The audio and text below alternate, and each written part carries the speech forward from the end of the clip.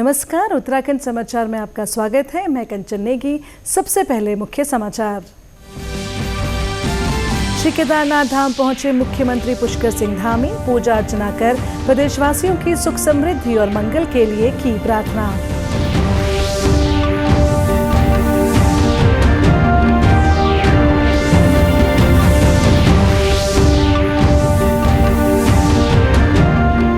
America के राष्ट्रपति Joe Biden ने भारतीय मूल के अधिकारियों और कर्मचारियों के साथ व्हाइट हाउस में मनाई दीपावली। 600 से अधिक भारतीय मूल के नागरिकों का अभिनंदन भी किया।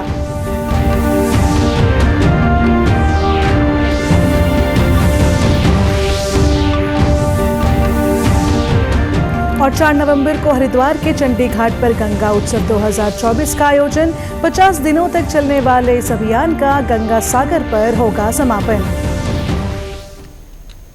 अब समाचार विस्तार से।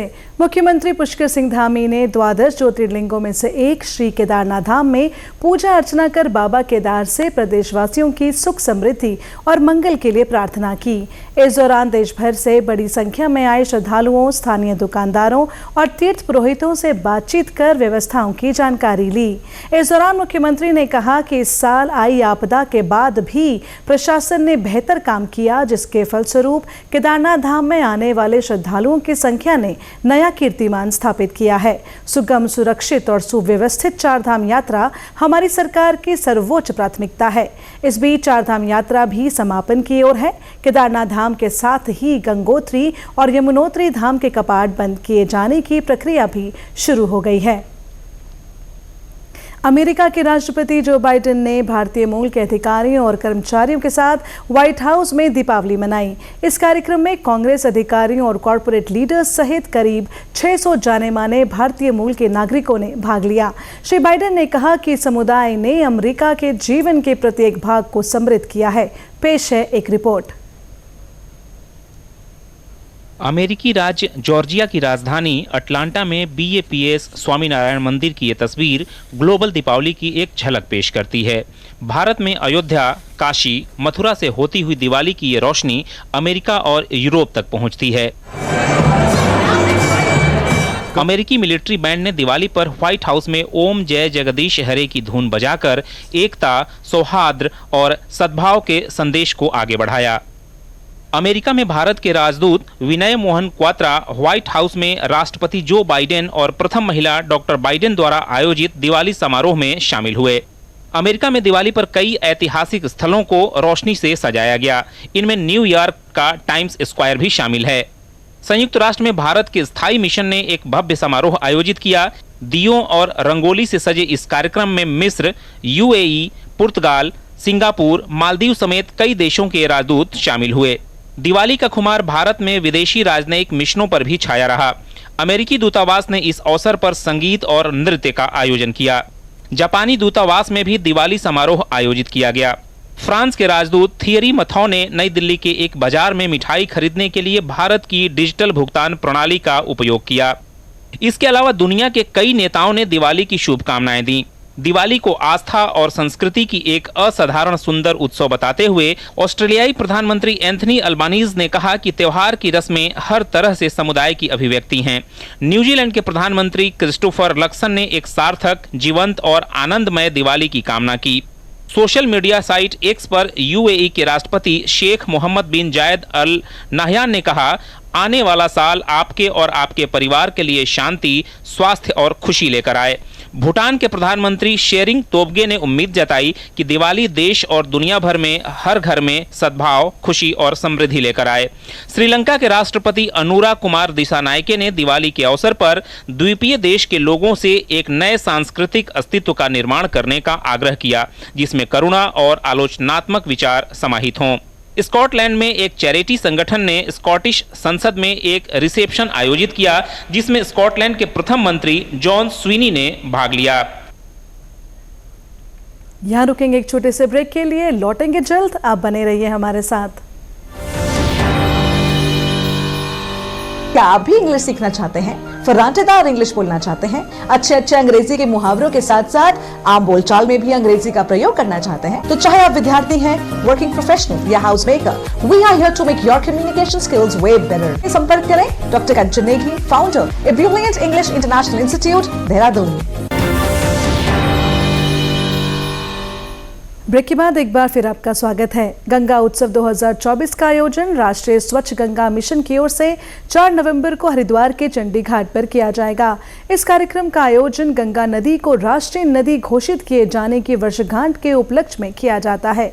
उत्सव का मुख्य उद्देश्य गंगा नदी के संरक्षण को बढ़ावा देना, इसकी सांस्कृतिक और आध्यात्मिक महत्ता को उजागर करना और स्वच्छता के प्रति जन जागरूकता बढ़ाना है।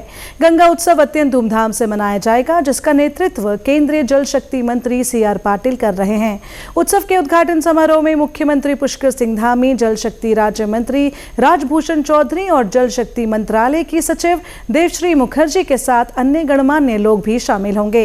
ये आयोजन BSF के सहयोग से आयोजित होने वाले आगामी गंगा महिला राफ्टिंग अभियान के फ्लैग ऑफ समारोह का भी हिस्सा होगा। 50 दिनों तक चलने वाला यह अभियान गंगा नदी के किनारे 9 प्रमुख शहरों और कस्बों से होकर गुजरते हुए गंगा सागर पर समाप्त होगा। महोत्सव में घाट पर हाट कार्यक्रम भी शामिल होगा, जिसमें स्थानीय विभागों की ओर से स्टॉल लगाए जाएंगे। डिजिटल युग में साइबर क्राइम एक बड़ी चुनौती बनकर सामने आया है। आंकड़ों के मुताबिक सबसे ज्यादा अपराध 20 से 25 वर्ष के युवाओं के साथ होता है, जो सोशल मीडिया पर सक्रिय हैं। उत्तराखंड पुलिस के मुताबिक जागरूकता ही साइबर अपराध से बचाव का सबसे बेहतर तरीका है।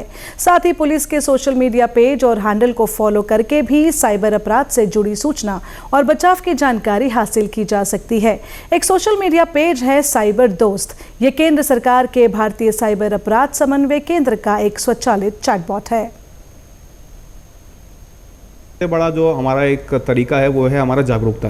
ज़्यादा से ज़्यादा आप अवेयरनेस लीजिए, साथ में जो भी हमारे सोशल मीडिया पेजेस होते हैं पुलिस के, आप उन्हें फॉलो करें। साथ में जो सरकार है, सेंट्रल गवर्नमेंट है, केंद्र सरकार है, उनके ऐसे पेजेस हैं जिसमें उनका साइबर दोस्त करके सोशल मीडिया हैंडल है, जो कि ट्विटर पे भी है, यानी कि एक्स पर है, फेसबुक पर है, इंस्टाग्राम पे, जहाँ पर लगातार अवेयरनेस मैसेज किए जा रहे हैं। और साथ में जितने भी हमारे मीडिया बंधु हैं जिनके द्वारा सहयोग है, जहाँ पर वो लगातार प्रचार प्रसार कर रहे हैं, तो जितना ज़्यादा आप अवेयर होंगे उतना ज़्यादा आप साइबर क्राइम से बच सकते हैं। साइबर अपराधी आजकल लोगों को फोन पर डराकर डिजिटल अरेस्ट की धमकी देते हैं और बदले में पैसों की डिमांड करते हैं। पुलिस उपाधीक्षक अंकुश मिश्रा ने कहा कि डिजिटल अरेस्ट जैसा कुछ भी नहीं होता। Digital arrest as such concept legally exist नहीं करता। ये जो जिस प्रकार की शिकायतें हमें प्राप्त होती हैं, जिसे हम हिंदी में कहते हैं, उर्दू में कहते हैं तहरीर, कंप्लेंट जिसे हम कहते हैं, उसमें व्यक्ति बताता है कि मेरे को उन्होंने एक ऑनलाइन सर्वेलेंस पर रखा, जहाँ पे उन्होंने बोला कि आपके खिलाफ कोई ऐसी नोटिस निकालेंगे या फिर कोई ऐसे अवैध सामग्री मिली है जिसमें आपको डिजिटली अरेस्ट किया जा रहा है। इस क्रम में ये उनके जो प्रार्थना पत्र हमें जो रिसीव होते हैं उसके बेसिस पे हमने एक टर्म देखा है, डिजिटल अरेस्ट सामने आ गया।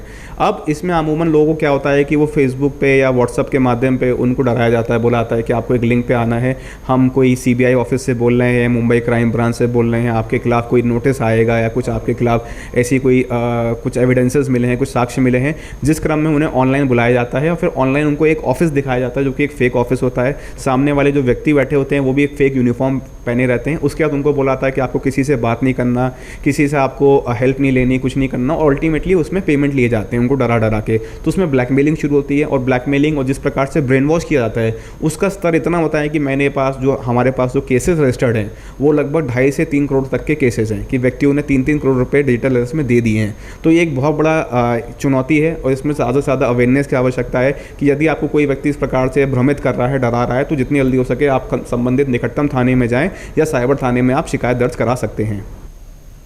साइबर अपराधों को लेकर जागरूकता बढ़ाने के लिए उत्तराखंड पुलिस स्कूल कॉलेजों में भी अभियान चला रही है ताकि लोगों को इस तरह की ठगी का शिकार होने से बचाया जा सके।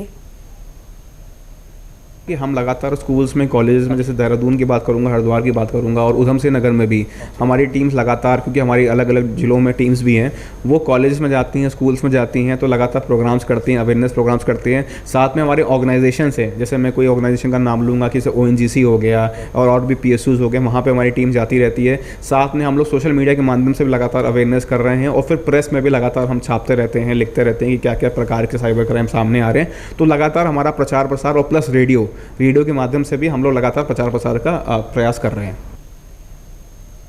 इसी के साथ अभी तक के समाचार समाप्त हुए। दूरदर्शन समाचारों से जुड़े रहें। मिलते हैं फिर शाम 5 बजे के बुलेटिन में। नमस्कार।